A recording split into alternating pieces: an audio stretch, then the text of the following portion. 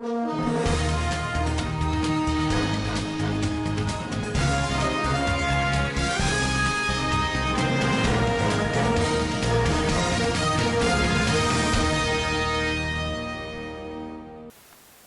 to Standard Voice News Channel. I am Samira Ibrahim. Here are your top stories for today. Bandit attacks Zamfara village, killed 22. President Muhammadu Buhari welcomes establishment judicial panels of inquiry by 13 states to deliver justice for victims of police brutality. Army Third Fund collaborate on development and research innovations. On business, exchange rate falls again at NAPEX window as NSAS protest escalates. And on the international scene, Bangladesh envoy louds increased bilateral cooperation with Nigeria. Now the news in details. Bandits have killed 22 people in Tungarkwana village of Talata Mafara local government area of Zamfara state. An indigene of the village, Mala Ahmed Mohammed, said the bandit numbering over 100 invaded the village around 11 p.m. where they began to shoot people indiscriminately. He stated that 22 people, including children and women, were killed instantly, while other people escaped to the forest. Beauty Abdul Malik reports.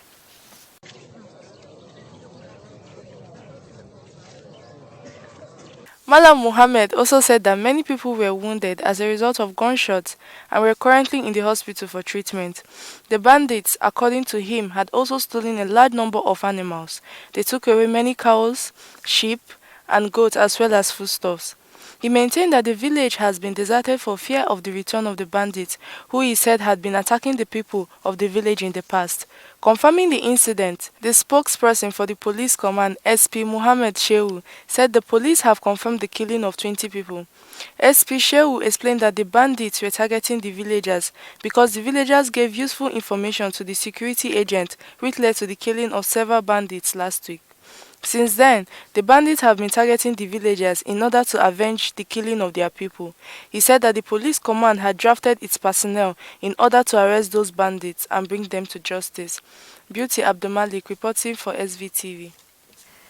The Northern Broadcast Media Owners Association has noted with great concern events that are unfolding in Nigeria, particularly the NSAS protests, which started peacefully but later escalated to full-fledged arson and looting that resulted in loss of lives of people, maiming and destruction of property, including attacks on some media houses. The association also expressed concern on the connotations of the crisis and unguided utterances by both citizens, political actors, eminent personalities on the desirability of protests and the demands for reforms of the Nigerian police and mode of governance. As a responsible media owners group, it reiterates its resolve not to avail its platform to few questionable elements with ulterior motives to undermine the unity of the nation under any guise. The unity of Nigeria and its people must be maintained, and those with parochial intentions to disunite the people will not have a space in their platforms. For more details on the story, over to Sumaya Ibrahim. The Nigerian Union of Journalists has condemned in strong terms the latest attack by unknown person on television continuity TVC in Lagos and other media houses and demand an immediate investigation into circumstances that led to the burning down of the station. The union made the condemnation in a statement issued on Wednesday and signed by NUG National Secretary Shuaibu Usman Liman. The impunity against journalists and media generally is alarming and worrisome. It said the assault against the free press is most evident in countries where there are dictatorships and authoritarian governments. The union noted with concern that the attacks are being targeted against media houses and journalists in Nigeria, with lives of reporters being daily endangered and continue to be as they cover the NSAS protests and other flashpoints. Reporters indicated that apart from TVC Lagos office, suspected hoodlums on Wednesday also attacked Lagos Television (LTV), while the staffs of Channel Television had to flee from office and the station had to go offline. Sumaya Dosa reporting for SVTV News. At the last count, No fewer than 13 states have gone ahead to establish the judicial panels of inquiry as resolved by the National Economic Council to address the question of redress and justice for victims of police brutality across the country. The states that have set up the panel so far are Lagos, Kaduna, Delta, Ekiti, Ogun, Anambra, Enugu, Imo, Plateau, Edo, Nasarawa, Ondo, and Akwa Ibom. President Muhammadu Buhari welcomes the promptness of those necessary subnational actions and reaffirms his commitment to supporting the state governments to ensure that justice is achieved for all victims of police brutality in Nigeria. For more details on this story, over to our correspondent Musa Joy. Under the chairmanship of Vice President Yemi Osibanjo, the National Economic Council (NEC) at its meeting on Thursday, October 15, 2020, resolved to establish state-level judicial panels of inquiry to investigate allegations of police brutality and ensure that all area personnel are brought to justice. Prior to that, the President in June 2019 signed a bill establishing the Police Trust Fund to mobilize additional funding for the welfare and equipping of the Nigerian police force. Accrual of funding into the fund, as specified in its enabling act, has commenced. President Muhammadu Buhari in 2018 approved an increase in the police salaries, and the police personnel budget has seen a rise from 288 billion naira in the 2018 budget to 417 billion naira in the proposed 2021 budget, an increase of 45%. Only on Tuesday, at the commissioning of the Nigerian Police Pension Fund Limited building, the President also reiterated continuous support for both serving and retired police personnel. The President has equally approved the rollout and funding of a new community policing initiative as part of a larger program of police reform in Nigeria aimed at rewriting the rules of engagement between the force and citizens. Musa Joy Onyoza reporting for Svtv News. Vice President Yemi Osinbajo has finally issued a statement on Tuesday night's shooting at the Lekki Toll Plaza, where soldiers allegedly killed and injured several NSAS protesters. Professor Osinbajo's reaction came 24 hours after soldiers allegedly invaded the protest ground and shot sporadically at unarmed protesters. The Vice President said he regrets the Lekki incident and other incidents of violence in parts of the country. Meanwhile, 24 hours after what many refer to as the Lekki Toll Gate massacre, Nigerians await President Muhammadu Buhari to address the nation. In his first reaction on Wednesday, Lagos State Governor Babajide Sanwo-Olu had blamed the shooting incident on forces beyond his direct control. Following the bad security situation in the country, occasioned by the NSAS protest, the National Examination Council (NECO) had stopped the conduct of the Senior Secondary School Certificate Examination (SSCE).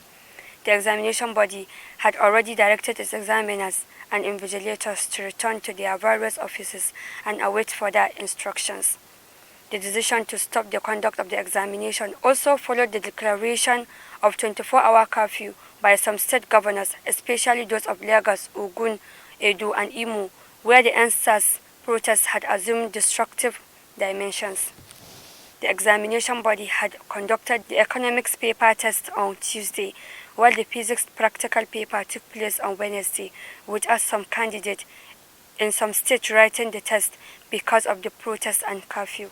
A message from the director of the examination administration to all its field officers confirmed the stoppage of the examination. The Nigerian Army and the Tertiary Education Trust Fund (TET Fund) on Wednesday said they would collaborate to boost defense capabilities through research and development innovations. The Chief of Army Staff, Lieutenant General Yusuf Tukur Buratai, and the Executive Secretary of TET Fund, Professor Suleiman Bogoro, stated this when the Research and Development Committee of TET Fund visited the Army headquarters. During the visit, General Buratai said that the Nigerian Army placed premium on research and development, which had given birth to a number of innovations in the area of military hardware. Over to Hawa Muhammad for more details. The Army has since established the Department of Innovation and Transformation, as well as the Resource Center where issues of research and development were being held. He added that the Army had, through research innovation, produced a number of equipment to aid its operations, such as Ozugu, MRAP, and other combat vehicles, among others. The Department of Innovation and Transformation was established over the years. It has participated in research and development exhibitions, seminars, and workshops, both at home and abroad. One of the great researchers in Nigerian Army has, through his innovation, produced what we have today as Ozugu MRAPs, and he has not taken glory for that innovation. General Buratai assured that the Army would support the efforts of Tet Fund in encouraging research and development in the area of defense and security, adding that the country would have gone far if the initiative was conceived earlier. Hawa Muhammad, reporting for SVTV News. Kano State Government has said it will expend the sum of 107 million naira to sponsor not fewer than 50 students to study in Niger Republic under its exchange program. The State Commissioner of Education, Muhammad Sanusi Kiru, made this known during the distribution of instructional materials to primary and junior secondary schools in the state. Alhaji Kiru said pupils were selected based on merit from the 44 local government areas across the state to study in Kano Niamey Bilingual College in Niger Republic. According to him, the ministry had completed screening of the students.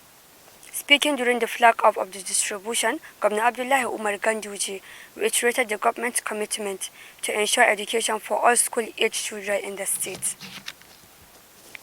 The Katsina State Universal Basic Education Board has directed successful shortlisted candidates for the recruitment into Federal Teachers Scheme that the Centers for the Screening Exam CBT are Hassan Usman Katsina Polytechnic and Al-Qalam University Katsina. The statement said candidates number 1 to 200 will take their exams at HUK, while 201 to 400 will be at Al-Qalam University on Saturday, 24th October 2020. Candidates are to report to the centers at exactly by 7 a.m. unfailingly. They are to come along with 3 original and photocopy of credentials, face masks, hand sanitizer, means of identification, either national identity card, voter's card, driving license, or international passport, copy of application printout at the examination centers. On business, over to Musa Joy.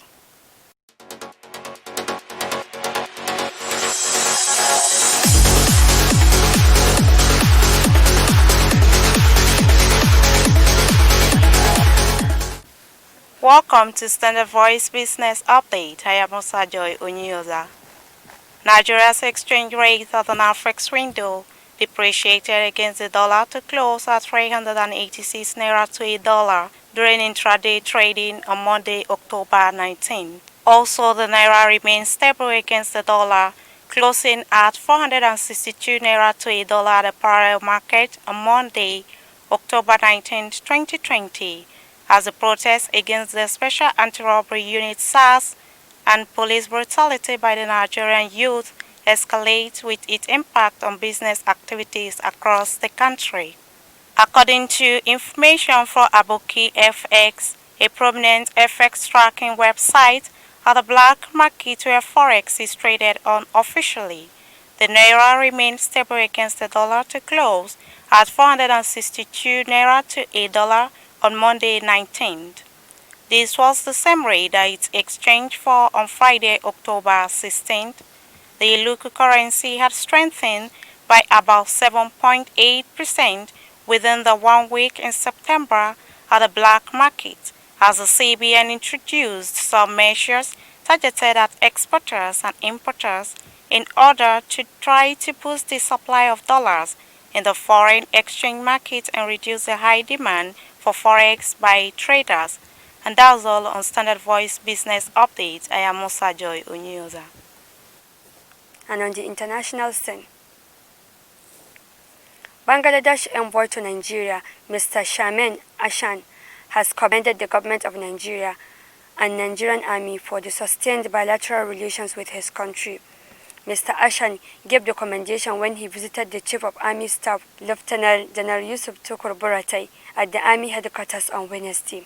He said that Nigeria and Bangladesh had come a long way in maintaining cordial bilateral relations in the areas of trade, education and defense, among others.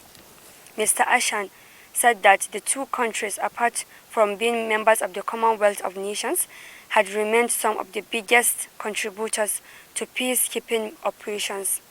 According to him, there has been move to strengthen the existing cordial economic and defense relations between Nigeria and Bangladesh. The envoy, who will now be his country's High Commissioner to Italy, said he had a wonderful time serving as a diplomat in Nigeria. That has been the news from Standard Voice Television. To end the news, a quick look at the major headlines. Bandit attacks Zamfara village, killed 22.